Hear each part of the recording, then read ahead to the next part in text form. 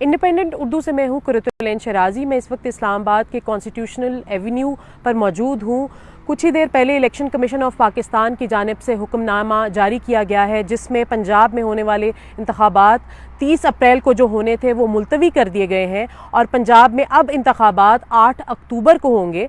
और पंजाब में इंतखाबात के हवाले से हुक्मनामे में इलेक्शन कमीशन की जानिब से ये कहा गया है कि ये जो है मुलतवी करने की वजह वो सूबे भर में अमन व अमान की सूरत हाल और सिक्योरिटी की सिचुएशन को वजह करार दिया गया है। और साथ साथ हुक्मनामा जो जारी किया गया है उसमें चीफ इलेक्शन कमिश्नर के दस्तखत के साथ साथ तमाम मेंबरान जो है इलेक्शन कमीशन के उसके दस्तखत भी शामिल हैं। और अमन व अमान की सूरत हाल के हवाले से हुक्मनामे में तफसील से बताया गया है और दहशतगर्दी के वाक़यात को भी तफसील से बताया गया है।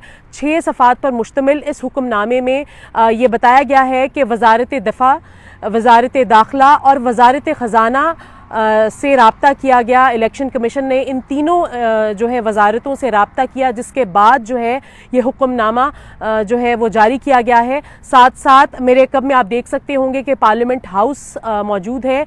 इससे कबल इलेक्शन कमीशन के जारी किए गए हुक्मनामे से कबल पार्लियामेंट हाउस में मुश्तरका इजलास हुआ, जिसमें वज़ारत दाखिला के जो है राना सनाउल्लाह वज़ीर, उन्होंने बयान दिया कि आइन में वैसे तो 90 दिन है, 60 दिन या 90 दिन में इलेक्शन करवाने का कहा गया है आइन में, लेकिन साथ साथ ये भी कहा गया है कि आइन जो है साफ और शफाफ इंतखाबात का भी कहता है। इसी हवाले से उन्होंने ये इस बात पर इसरार भी करते नजर आए कि तमाम इंतखाबात जो हैं चारों सूबों के वो एक ही रोज़ में होने चाहिए। और साथ साथ मैं ये भी बताती चलूँ कि इससे पहले काबीना का इजलास भी हुआ, जिसमें जो है इतलात हैं कि ये मामला ज़ेर गौर आया, वज़ीर आज़म की जानिब से इस मामले को रखा गया काबीना के इजलास में।